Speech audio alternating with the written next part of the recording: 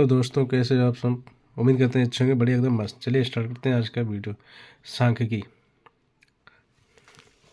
Question number 1।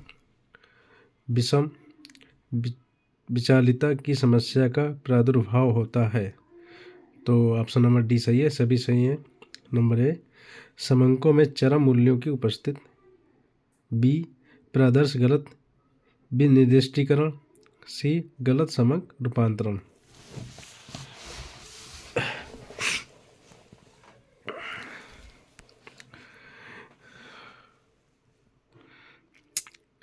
विषम विचालिता का प्रादुर्भाव उस समय होता है जब साधारण न्यूनतम वर्ग विधि द्वारा बेस्ट लीनियर अनबेस्ड एस्टिमेटर परिणाम प्राप्त नहीं होता तथा प्रत्येक त्रुटि मद का विचरण भिन्न भिन्न होता है।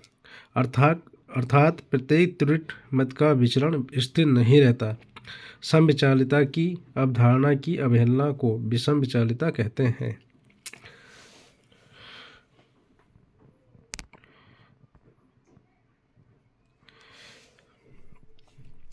Question number 2। यदि विभिन्न देशों से वर्तमान वर्ष हेतु सकल घरेलू उत्पाद के समंक एकत्रित किए जाते तो इन्हें कहते हैं ऑप्शन नंबर बी, अनुप्रस्थ समंक।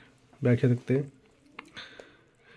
जब आंकड़े अलग अलग समय से संबंधित हों तो ये काल श्रृंखला आंकड़े कहलाते हैं, जैसे विभिन्न वर्षों में जनसंख्या, वार्षिक उत्पादन के आंकड़े आदि। ऐसे आंकड़े जो एक ही समय बिंदु से संबंधित हो अनुप्रस्थ आंकड़े कहलाते हैं, जैसे किसी कक्षा में परीक्षा अंक के आंकड़े, कक्षा के छात्रों की ऊंचाई या वजन या एक ही वर्ष से संबंधित आंकड़े आदि।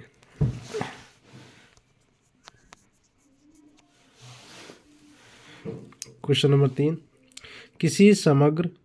किसी भी समग्र का आकार निर्भर करता है ऑप्शन नंबर सी, दोनों अनुसंधान के उद्देश्य तथा अनुसंधान के क्षेत्र पर। चलिए व्याख्या देखते हैं। अनुसंधानकर्ताओं द्वारा समंकों का संकलन समस्या के उद्देश्य व क्षेत्र पर निर्भर करता है। क्षेत्र व उद्देश्य का निर्धारण ही अनुसंधानकर्ता को यह निर्णय लेने में सहायक होता है कि किस क्षेत्र में संकलन कार्य किया जाए तथा किस प्रकार के समंकों को एकत्रित किया जाए। ऐसी स्पष्ट रूपरेखा न होने पर अनुसंधानकर्ता की स्थिति एक गुमराह व्यक्ति की भांति होती है।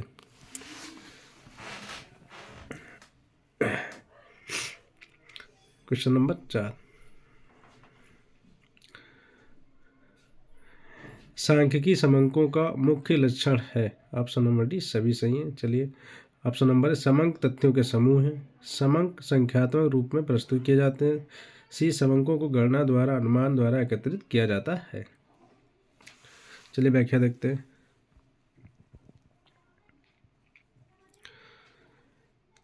सांख्यिकी का अर्थ एक वचन या बहुवचन के रूप में लिया जा सकता है।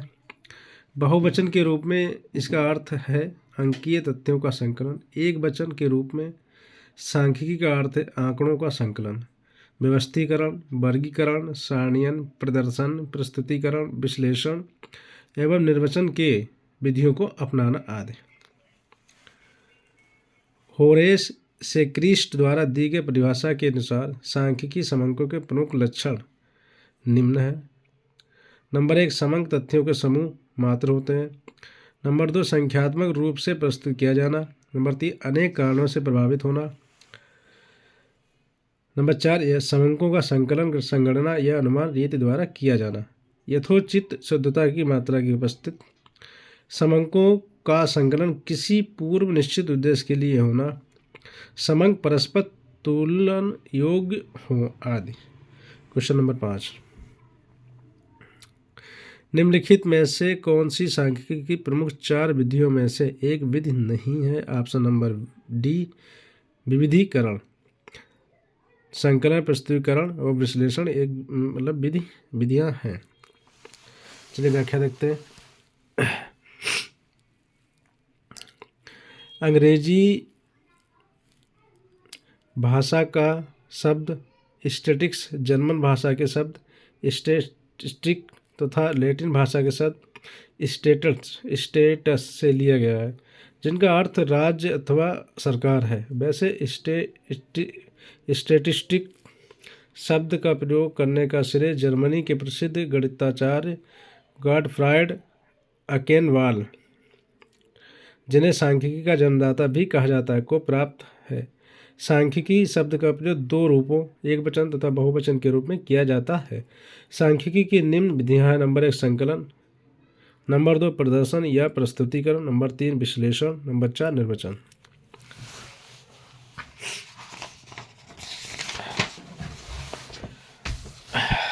क्वेश्चन नंबर 6,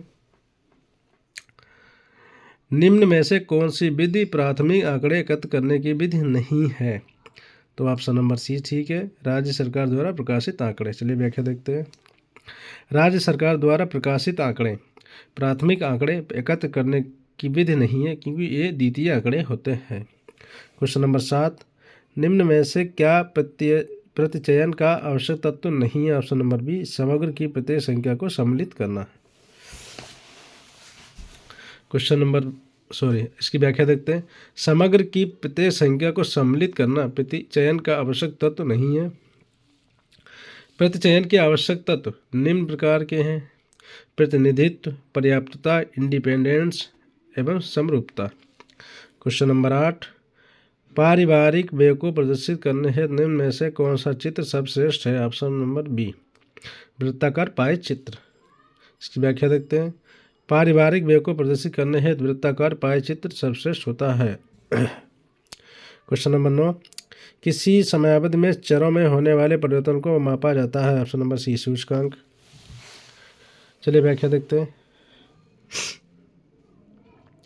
किसी समयावधि में चरों में होने वाले परिवर्तन को सूचकांक के द्वारा मापा जाता है। ये दो समयावधि अथवा दो स्थानों में से किसी तत्व जैसे कीमत, मात्रा, उत्पादन आदि में हुए परिवर्तन के सापेक्ष माप है। उदाहरण के लिए ये कथन है कि महंगाई बढ़ गई है, रुपये का मूल्य घट गया है, औद्योगिक क्रिया में शिथिलता आ गई है आदि किसी तुलनात्मक आधार पर ही कहे जाते हैं। इसका अर्थ यह है कि पूर्व समय की तुलना में आज महंगाई अधिक है, परंतु इसका अर्थ नहीं है कि प्रत्येक वस्तु महंगी हो गई है। क्वेश्चन नंबर 10, विस्तार का गुणांक किसके द्वारा होता है? तो ऑप्शन नंबर है m1 माइनस m0 अपान m1 प्लस m0। चलिए व्याख्या देखते हैं। किसी भी पूंजी में सबसे बड़े L और सबसे छोटे S मूल्य के अंतर को विस्तार रेंज R कहते हैं। अर्थात विस्तार R = L-5 विस्तार गुणांक विस्तार की सापेक्ष माप है। विस्तार गुणांक L-S अपान L+S या m1 - m0 अपान m1 + m0। विकल्प ये सही है। क्वेश्चन नंबर 11, राष्ट्रीय प्रतिदर्श सर्वेक्षण संगठन की स्थापना कब हुई? ऑप्शन नंबर बी 1950 में। वर्ष 1950 में स्थापित राष्ट्रीय प्रतिदर्श सर्वेक्षण संगठन NSSO भारत सरकार के सांख्यिकी मंत्रालय के अधीन एक संगठन है। वर्तमान में इसका नाम राष्ट्रीय प्रतिदर्श सर्वेक्षण कार्यालय हो गया है। क्वेश्चन नंबर 12, कालानुक्रमिक वर्गीकरण में समंक निम्न के आधार पर वर्गीकृत होता है। ऑप्शन नंबर बी समय। चलिए व्याख्या देखते हैं। समंकों का कालानुक्रमिक वर्गीकरण समय के आधार पर होता है। नंबर 1 काल संख्या, नंबर 2 अनुप्रस्थ आंकड़े। तो काल संख्या आंकड़ा उनको कहते हैं जिनके बारे में प्रत्येक जानकारी अलग अलग समय बिंदु पर हो अथवा अलग अलग महावर्ष अथवा समयावधि से संबंधित हो। अनुप्रस्थ आंकड़ा वे आंकड़े हैं जिनका प्रत्येक मान एक ही समय बिंदु पर हो।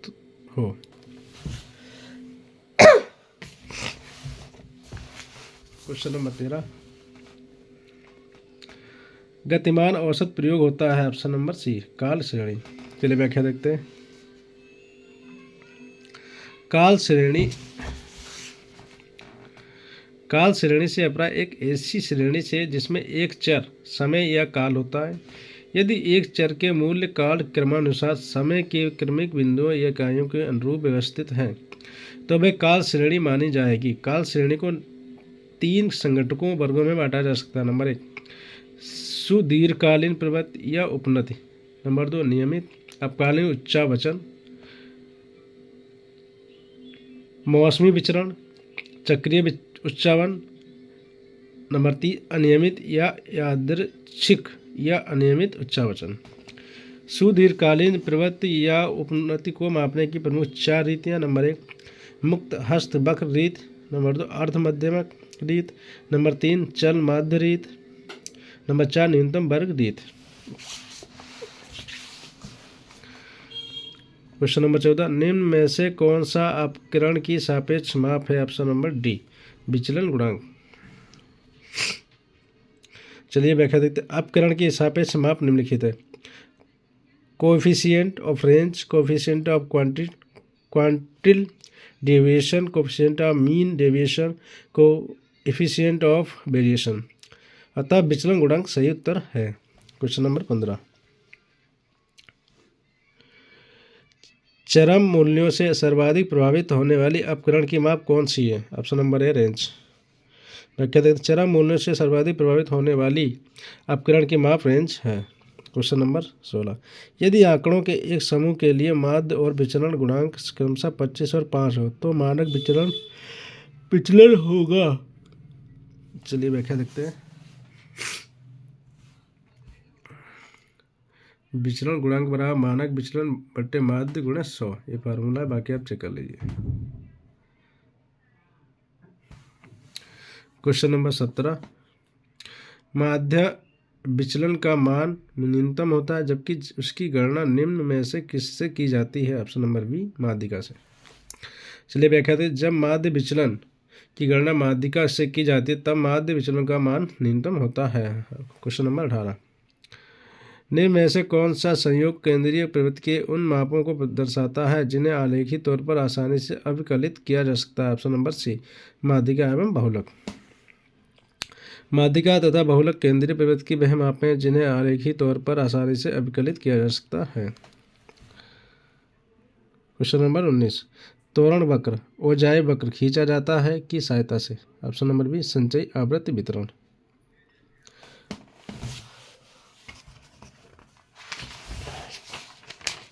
व्याख्या देखते हैं इसकी। संचयी आवृत्ति वितरण संचयी आवृत्ति यह आवृत्तियों का योग है। सरणी में आवृत्तियों का योग 2 प्रकार से किया जाता है। नंबर 1 ऊपर से नीचे, नंबर 2 नीचे से ऊपर।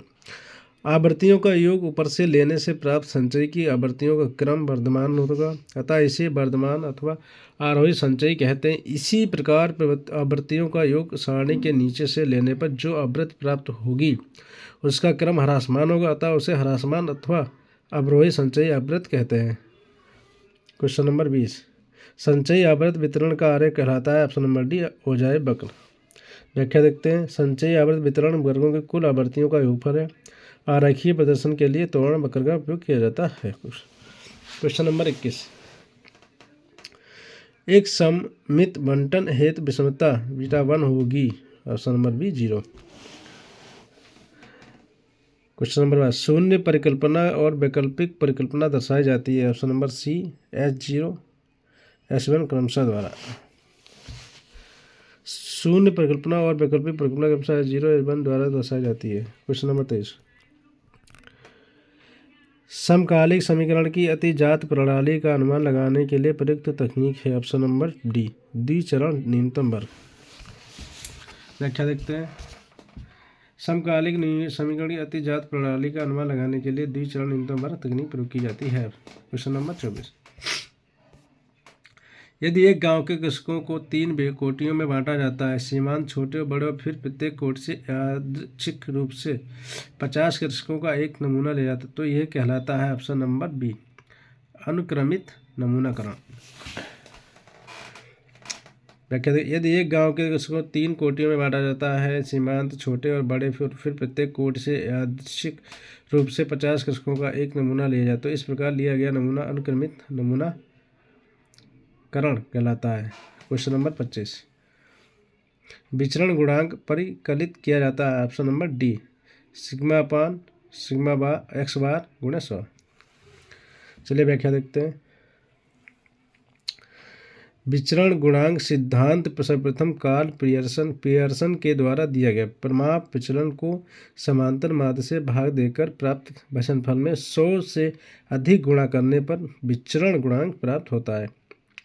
इसका प्रयोग दो श्रेणियों में विचरण की तुलना करने के लिए किया जाता है। यह अपकरण की एक सापेक्ष माप है। तो विचरण गुणांक इक्वल टू परिमाप विचलन अपान समांतर माध्य गुणा 100। क्वेश्चन नंबर 26, विचरण गुणांक के माप का सही सूत्र कौन सा है? Option number A sigma upon X bar गुणा 100। क्वेश्चन नंबर 27, निम्न में से कौन विचरण गुणांक सीबी का सही सूत्र है? Option number B sigma upon X गुणा 100। क्वेश्चन नंबर 28, अगर प्रसरण एवं समांतर माध्य के मान क्रमशः 25 एवं 10 हैं तो विचरण गुणांक का मान होगा बी 50%। चलिए देख लीजिए।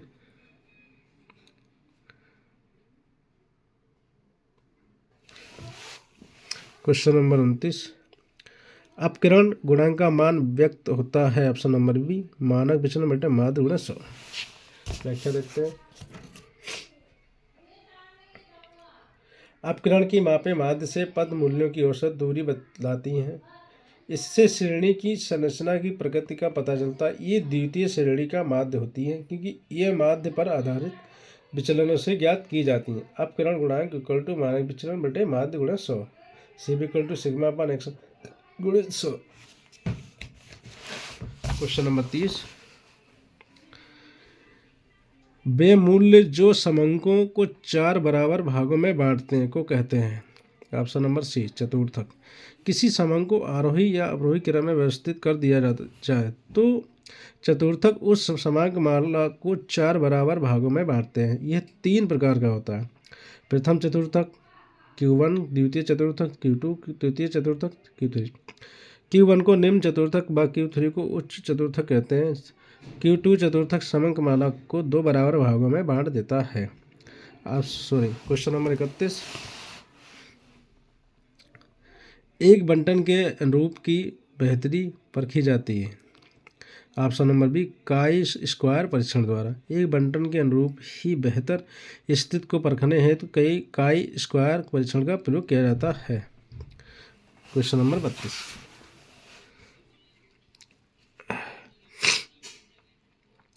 चक्रीय परीक्षण के लिए कौन सा कथन सत्य है? ऑप्शन नंबर सी P01 गुणे P12 गुणे P20 equal to 1।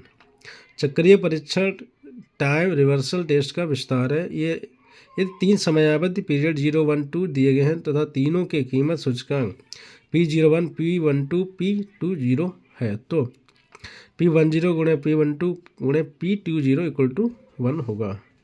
Question number 33, काई वर्ग का निम्न में से कौन सा समीकरण सही है? ऑप्शन नंबर है X square equal to sigma bracket F0 minus F E upon F E F0 minus F E का होल ऑफ स्क्वायर बटे एफ ई ब्रैकेट बंद।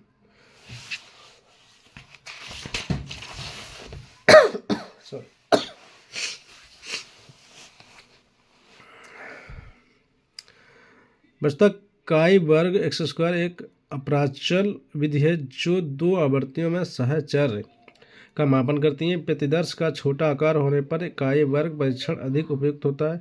काई वर्ग परीक्षण व काई वर्ग बंटन की सर्वप्रथम जानकारी वर्ष 1863 में प्रोफेसर आबे द्वारा तथा वर्ष 1875 में प्रोफेसर हेल्मर्ट द्वारा किया गया। बाद में कार्ल पियर्सन ने इसका स्वतंत्र रूप से प्रतिपादन किया। इस परीक्षण में 2 प्रकार की आवृत्तियाँ अध्ययन हेतु लाई जाती हैं। प्रथम अवलोकित आवृत्ति तथा दूसरी उसी के आधार पर परिगणित अर्थात प्रत्याशित आवृत्तियों की तुलना की जाती है।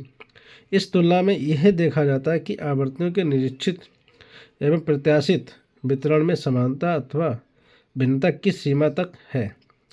काई वर्ग परीक्षण का उपयोग ऐसे आंकड़ों के संदर्भ में किया जाता है जिनको समवर्गों अथवा आवृत्तियों में प्रस्तुत किया गया हो।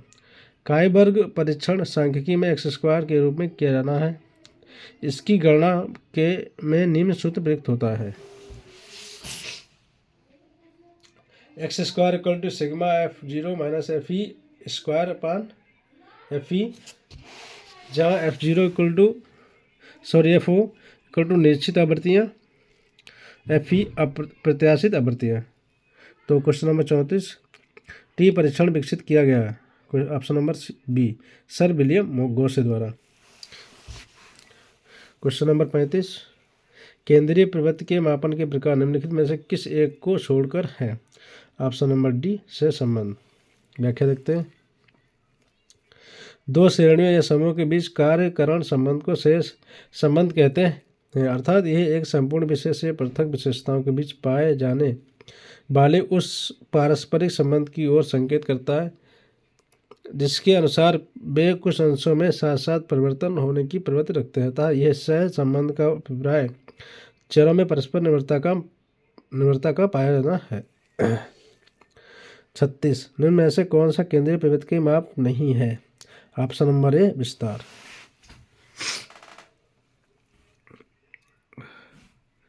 क्वेश्चन नंबर 37, दो चरों के बीच संबंध की डिग्री के निर्धारण प्रयुक्त सांख्यिकी तकनीक कहलाती है, ऑप्शन नंबर सी से संबंध। दो चरों के बीच संबंध की डिग्री के निर्धारण में प्रयुक्त सांख्यिकी तकनीक से संबंध कहलाती है। 38, प्रणालीगत रूप में एकत्रित अंकीय तत्व किस दृष्टिकोण से सांख्यिकी की परिभाषा है, ऑप्शन नंबर बी बहुवचन। प्रणालीगत रूप से एकत्रित अंकीय तथा बहुवचनीय दृष्टिकोण से सांख्यिकी की परिभाषा है। क्वेश्चन नंबर 39, एफ बराबर होता है, ऑप्शन नंबर सी लघुत्तर प्रसरण आकलन बटे बेहतर प्रसरण आकलन से। क्वेश्चन नंबर 40, एक वितरण के वक्र का आकार मध्यम शीर्ष वाला हुआ जबकि, ऑप्शन नंबर ए सही है, gamma square equal to 0 and beta gamma 2 equal to 0 beta 2 equal to 3। चलिए व्याख्या देखते हैं।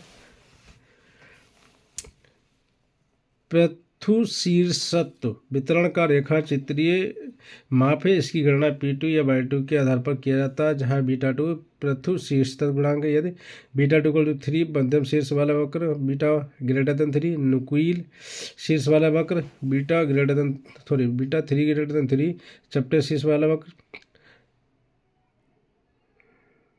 Gamma by two equal to 0 सामान्य वितरण वाला वक्र, y2 is not equal to 0 असामान्य वितरण वाला वक्र। एक वितरण के वक्र का आकार मध्यम शीर्ष वाला हुआ यदि y2 इक्वल टू 0 तथा बीटा इक्वल टू 3 हो।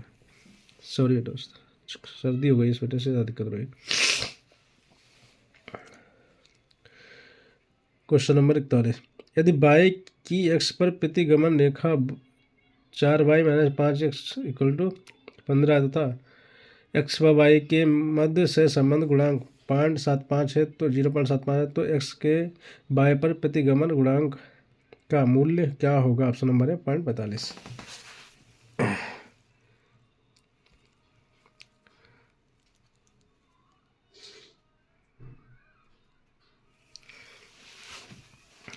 क्वेश्चन नंबर 42, अर्थमित शब्द का सर्वप्रथम प्रयोग किसने किया, ऑप्शन नंबर है रेगनार फ्रिस ने। अर्थमित शब्द का प्रयोग सर्वप्रथम नॉर्वे के अर्थशास्त्री एवं सांख्यिकी विशेषज्ञ रेगनार फ्रिस ने 1926 में किया था। इस विषय के गुणों तथा महत्व को देखते हुए इसके विस्तार हेतु अंतर्राष्ट्रीय अर्थमिति संस्था इंटरनेशनल इकोनोमेट्रिक सोसाइटी की स्थापना भी की गई। अर्थमित को अंग्रेजी भाषा में इकोनोमेट्रिक्स कहते हैं। इस शब्द का उद्गम ग्रीक भाषा से हुआ जिसका अर्थ इकोनॉमी अर्थात मीजर परिमाण माप होता है। अर्थमित का शब्दावली अर्थ आर्थिक माप है। यह सत्य है कि अर्थमित का प्रमुख उद्देश्य नाप ही है, परंतु थाइल 1971 के अनुसार अर्थमित आर्थिक कानूनों को निर्धारित करने से संबंधित है। गोल्डबर्गर 1964 के अनुसार अर्थमित सामाजिक विज्ञान की वह शाखा है जिसमें आर्थिक शास्त्र के सिद्धांत, गणित शास्त्र के सिद्धांत तथा सांख्यिकी शास्त्र के अनुमानों को आर्थिक घटनाओं के विश्लेषण के रूप में प्रयोग किया जाता है। क्वेश्चन नंबर 43, बहुसंरेखता पद का सर्वप्रथम उल्लेख किया, ऑप्शन नंबर सी रेगनार फ्रिस। व्याख्या देखते हैं। बहुसंरेखता पद का सर्वप्रथम उल्लेख रेगनार फ्रिस ने किया था। यह शब्द प्रतिगमन अनुसंधान मूलक पर के मध्य एक पूर्ण या सटीक संबंध का वर्णन करता है।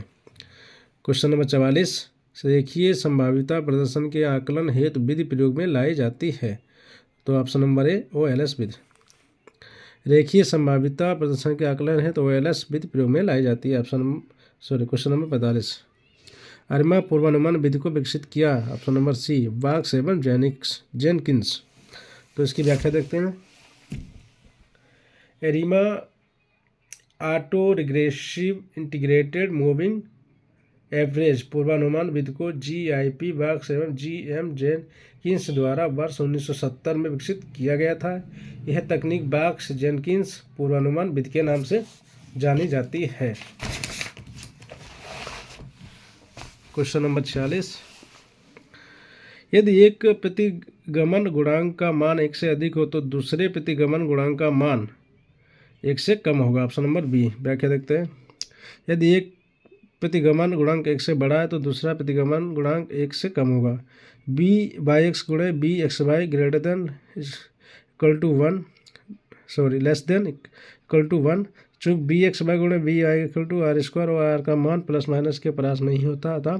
R का मान R² का मान या तो 1 होगा या 1 से कम। Question number 47।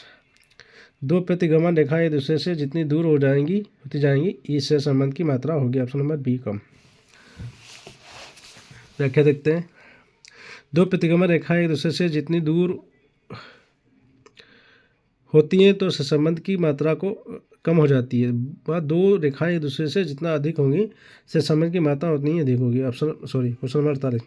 दो चरों की स्थिति में केवल एक ही प्रतिगमन रेखा होगी, यह सहसंबंध है। ऑप्शन नंबर सी पूर्ण। जब दो रेखाएं एक दूसरे को पूर्णतः ढक ले या दो चरों की स्थिति में केवल एक ही प्रतिगमन रेखा हो तो पूर्ण सहसंबंध होगा। Question number 49। दो प्रतिगमन रेखाएं एक दूसरे के लंबवत होती हैं। ऑप्शन नंबर ए R=0।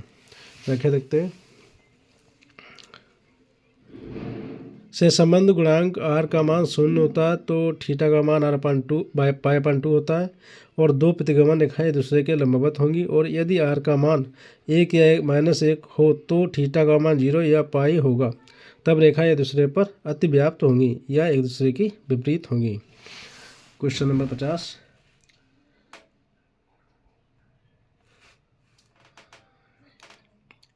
प्रतिगमन गुणांक स्वतंत्र होता है। ऑप्शन नंबर सी आदि एवं पैमाने से। चलिए व्याख्या देखते हैं। प्रतिगमन समाश्रयण के माध्यम से एक श्रृंखला में एक निश्चित मात्रा में परिवर्तन होने पर दूसरी श्रेणी में होने वाले संभावित औसत परिवर्तन को ज्ञात किया जा सकता है। प्रतिगमन गुणांक आदि एवं पैमाने दोनों से स्वतंत्र होता है। प्रतिगमन गुणांक x और y के लिए BXY इक्वल टू R गुणे सिग्मा x अपान सिग्मा y और x के लिए BYX इक्वल टू R गुणे सिग्मा y अपान सिग्मा x। R से संबंध गुणांक हो गया, सिग्मा x चरों का मानक विचलन, सिग्मा y चरों का मानक विचलन। अगर वीडियो पसंद आए तो लाइक एवं सब्सक्राइब करें और शेयर भी करें। धन्यवाद।